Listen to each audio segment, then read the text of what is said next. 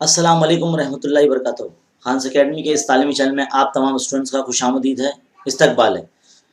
اب اس video series میں آپ دیکھیں گے گرامر، اردو گرامر، جس میں ہم صنعت کی تعریف اور اس کے پہچان دیکھیں گے، اور ہماری کتاب میں کہاں کہاں ہے وہ دیکھیں گے۔ ویسے یہ سوال نمبر 4 کے الف کے 5ویں آپشن میں پوچھا جاتا ہے، اور 9ویں اور 10ویں جماعت کے لیے بہت اہم ہے۔ تو چلیے دیکھتے ہیں اس کی جو تعریف ہے سب سے پہلی، اور کتاب میں سب سے پہلے کہاں ہے پہلے آپ کو یہ بتا دیں گے۔ تو کوئی بھی چیز پہلے پڑھ سکتے ہیں آپ۔ صنعت تضاد یہاں دیکھ لیجئے پہلے کہ شعر میں ایسے دو الفاظ استعمال کرنا جو معنی کے اعتبار سے ایک دوسرے کی ضد ہو، اسے صنعت تضاد کہتے ہیں۔ ایک چھوٹی سی سمپل سی مثال ہے کہ صبح ہوتی ہے، شام ہوتی ہے، عمر یوں ہی تمام ہوتی ہے۔ یہ ایک ایسا ہے، اور دوست دشمن یہی بناتی ہے، آدمی کی زبان ہے، سچ ہے۔ تو یہ دوست اور دشمن اور صبح شام، یہ دو مثالوں میں جو ایک ہی شعر کے اندر ضد الفاظ استعمال کیے گئے ہیں، تو اس حساب سے یہ صنعت تضاد ہے، اس کی پہچان یہی ہے۔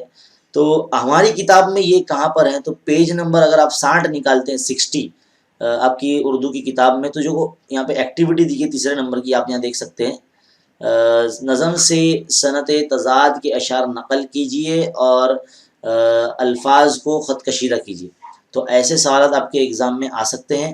اس کے بعد پھر پیج نمبر 60 کے بعد پیج نمبر 64 پر اس کا ایک اور مثال ہے صنعت تضاد کے لیے۔ اب ہم کتاب میں پوری صنعتوں کا جائزہ لیں گے کہ کہاں کہاں ہے۔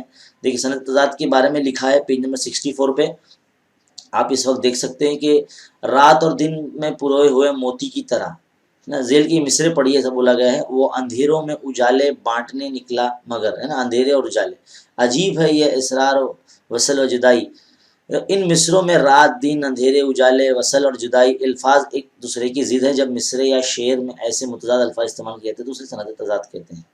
حمد اور نعت سے تضاد کی دوسری مثالیں بھی تلاش کر کے لکھیے، ایسا بھی ایگزام میں سوال آ سکتا ہے۔ پھر اس کے بعد پیج نمبر 67 پر اگر آپ جاتے ہیں، پیج نمبر 67 اردو کتاب میں پیج نمبر 67 پر، تو یہاں پر بھی آپ کو جو ہے کچھ بولے جائیں گے کہ آپ کو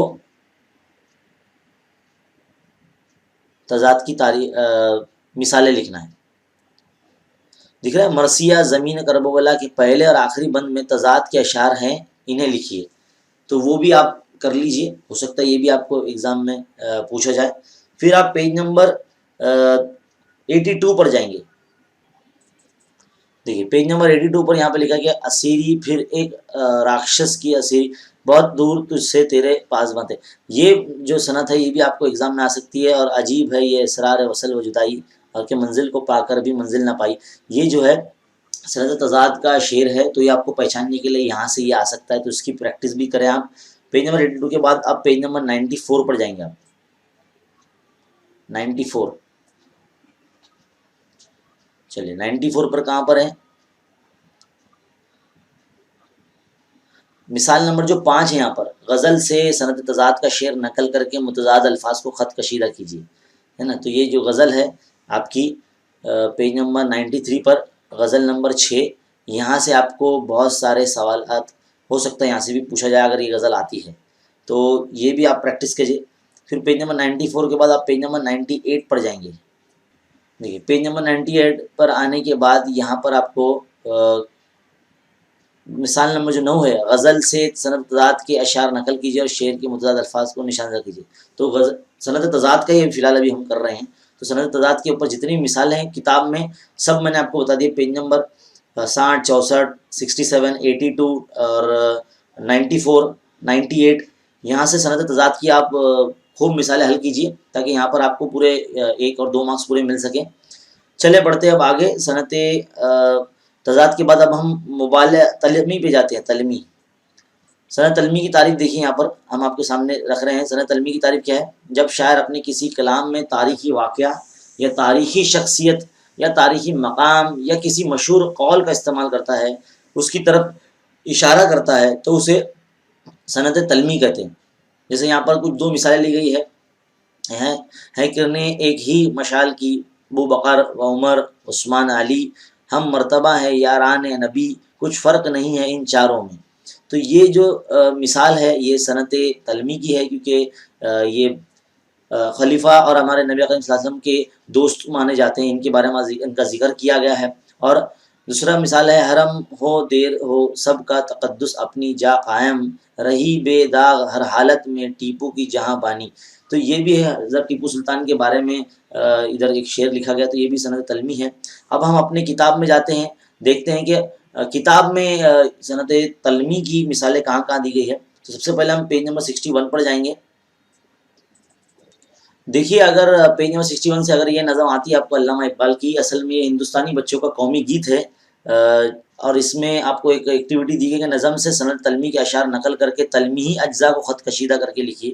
تو یہاں سے آپ کو کرنا ہے، جیسے یونانیوں ہے نا، ترکوں کا جس زمین یہ ہے، اور تاتاریوں نے جس کو اپنا وطن بنایا تھا، یہ تاریخی واقعہ تھا، تاریخی قومیں تھی یہ، جنہوں نے ہندوستان کو سے ریلیٹڈ ہے یہ، تو یہ بھی آپ لائن لکھ سکتے ہیں یہاں پر۔ پھر اس کے بعد پیج نمبر 84 پر جانا ہے آپ کو، یہاں سوال نمبر 7 ہے، پیج نمبر 84 پر سنت تلمی کا شعر لکھ کر واقعہ تحریر کیجیے۔ تو یہ بھی آپ کو یہاں سے ایکٹیویٹی پوچھی جا سکتی ہے، سنت تلمی کا شعر لکھ کر واقعات کی تحریر کیجیے۔ تو 84 کے بعد پھر 88 جو آخری حصہ ہے سنت تلمی کا، جیسے دیکھیے نہ گیا کوئی عدم کو دل شاداں لے کر، یہاں سے کیا نہ گئے حسرت و ارماں لے کر۔ یہ جو ہے شعر اس کی تشریح کرنے کے لیے بولا جا سکتا ہے آپ کو۔ اور سنت تلمی کے جتنے بھی حصے ہیں ہم نے آپ کو پیج نمبر کے ساتھ بتائے۔ اب ہم آگے بڑھتے ہیں، سنت تجنیس تام کے بارے میں آگے بڑھتے ہیں، تجنیس تام کے بارے میں پڑھتے ہیں۔ دیکھیے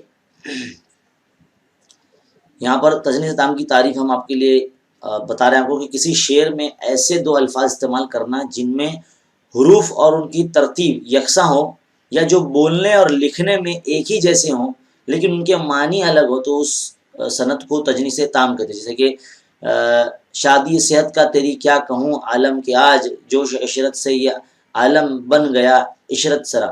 یہاں پر دیکھیے یہ اس شعر میں لفظ عالم ایک آیا ہے، یہ دوبارہ آیا ہے، اور دونوں جگہ ایک جیسا پڑھا جائے گا، لیکن دونوں جگہ الگ الگ معنی اس کے ہوں گے۔ اور پہلے مصرے میں عالم کے معنی ہوتے ہیں کیفیت، ہمارا یہ عالم ہے نا، اور حالت، اور دوسرے مصرے میں جو عالم آیا ہے اس کا مطلب ہوتا ہے دنیا۔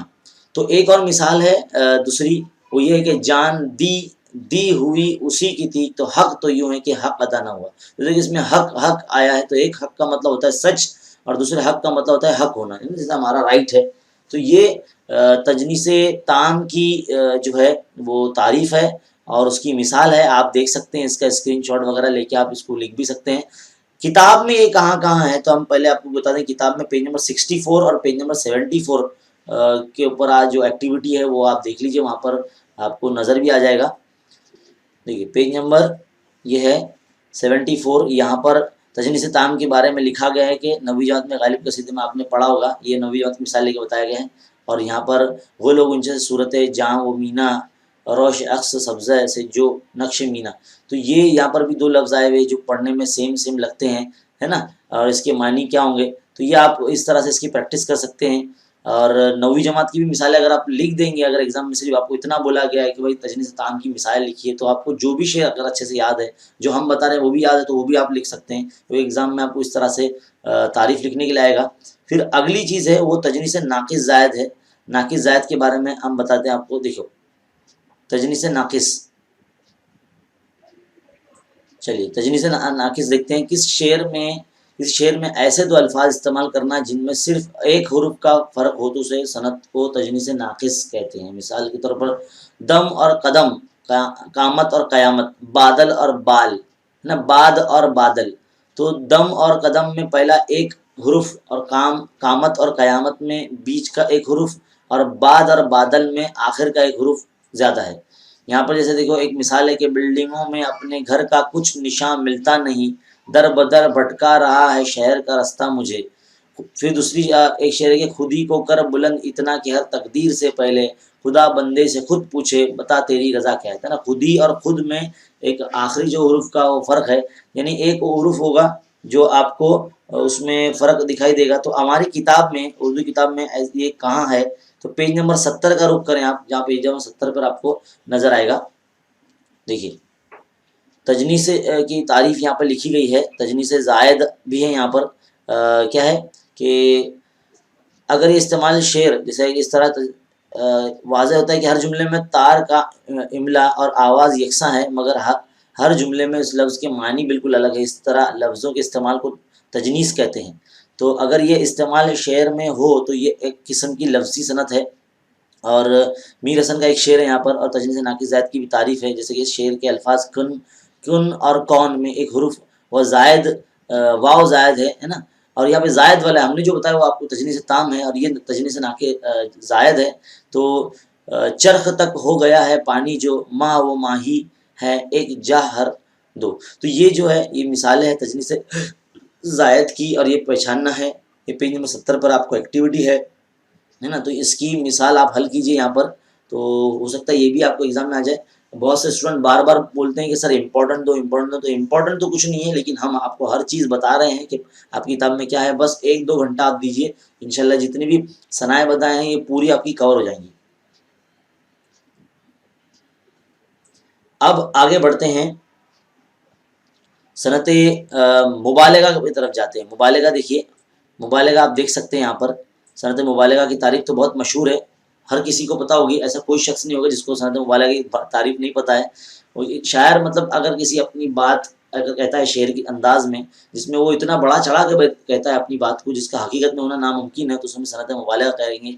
जैसे कि यारो शब फ़िराक में रोया मैं इस कदर, था चौथे आसमां पर पानी कमर कमर, है ना। यानी इतना रोया शायर कि भाई पहला आसमान भर गया, दूसरा भर गया, तीसरा भर गया, चौथे आसमान पर कमर तक पानी पहुंच गया।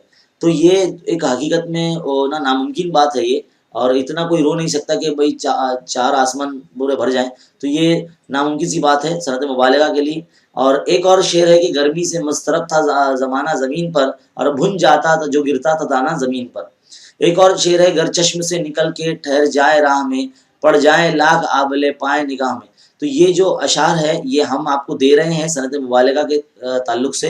अगर आपको एग्ज़ाम में ऐसा आता है सवाल कि सनत मुबालगा की तारीफ़ लिखिए और माँ मिसाल लिखिए, तो आप ये इस तरह से ये जो जुमला है और ये जो मिसाल है ये आप लिख सकते हैं। लेकिन हमारी किताब में सनत मुबालगा किस सफ़े पर है, तो हम आपको बताते हैं पेज नंबर 73 और 74 पर आपको इसकी मिसालें देखने को मिल जाएंगी सनत मुबालगा की। देखिए 73 पर भी है और 74 पर भी है। 74 पर तो बाकायदा तारीफ भी लिखी गई है, आप देख सकते हैं यहाँ पर कि घोड़े की हजू में उसकी कमज़ोरी और लागरी को शायर ने इस तरह बयान किया कि है इस कदर ज़ईफ़ के उड़ जाए बाँव से, है ना, और मगर इसके थान की हो दीन न इस्तवार। ये क्या है, ये एक इसमें बताया गया है कि यानी घोड़ा इतना कमज़ोर और दुबला पतला है कि जहाँ उसे बांधा जाता है उस थान को अगर कीलों से निकालना गया हो तो कमज़ोर घोड़े को तेज़ और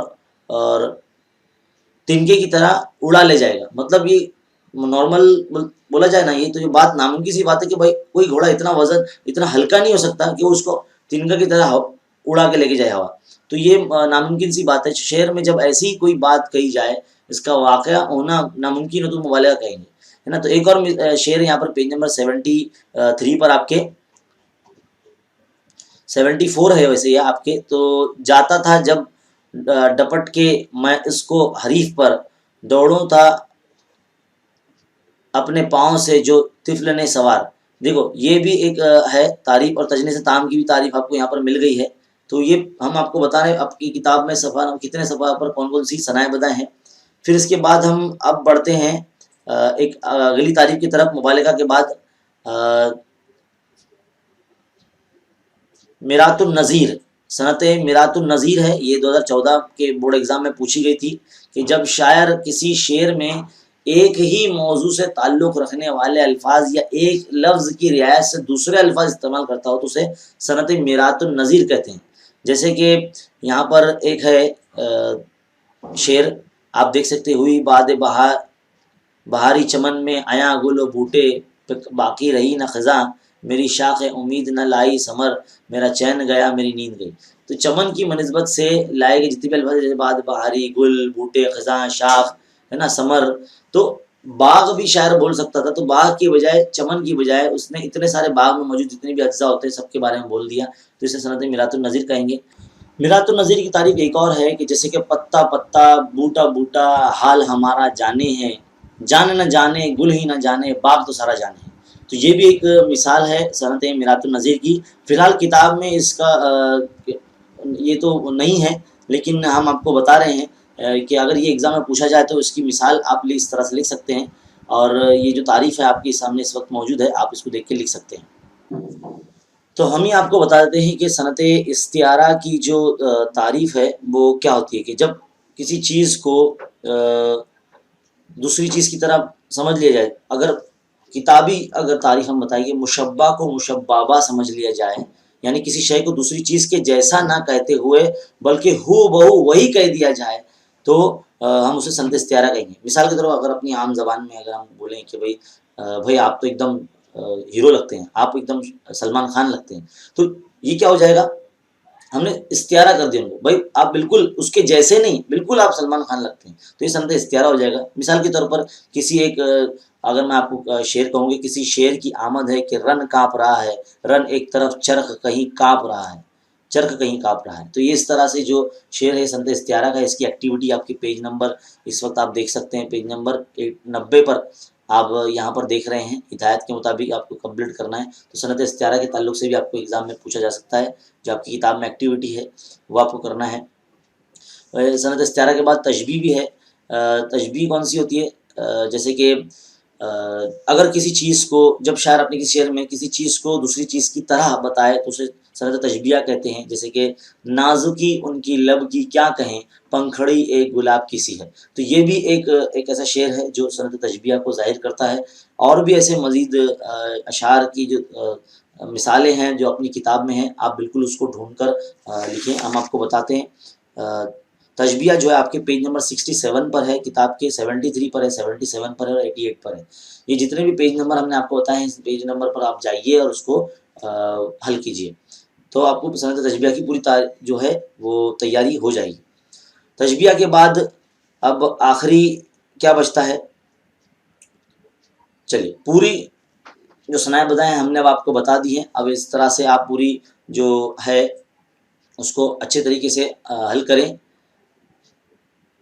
काफ़ी कुछ हमने आपको अभी इस हिस्से में आपको बता दिया है, जिसमें सनाए बदाएँ और जितनी भी उसकी मिसालें हैं, मिसालों के साथ हमने उसके अशार भी तारीफ़ भी बताई। और जो पेज आप इस वक्त देख रहे थे जिसमें से हमने आपको अलग-अलग तारीफ़ें बताई, तो ये जो तारीफ़ें हैं ये अगर आपको हासिल करना है तो हमारे इस वीडियो के डिस्क्रिप्शन से आप ले सकते हैं, और इस वीडियो का डिस्क्रिप्शन से आपको जब मिल जाएगी तो आप इसको प्रिंट आउट निकाल सकते हैं या फिर आप उसको बुक में लिख सकते हैं और उसकी खूब मशक कीजिए, ताकि एग्ज़ाम में जो सनाए बताने वाला जो पॉइंट है, जो सवाल नंबर 4 के 5वें में पूछेगा, यहाँ पर आपको पूरे 1 से 2 मार्क्स पूरे मिल जाना चाहिए।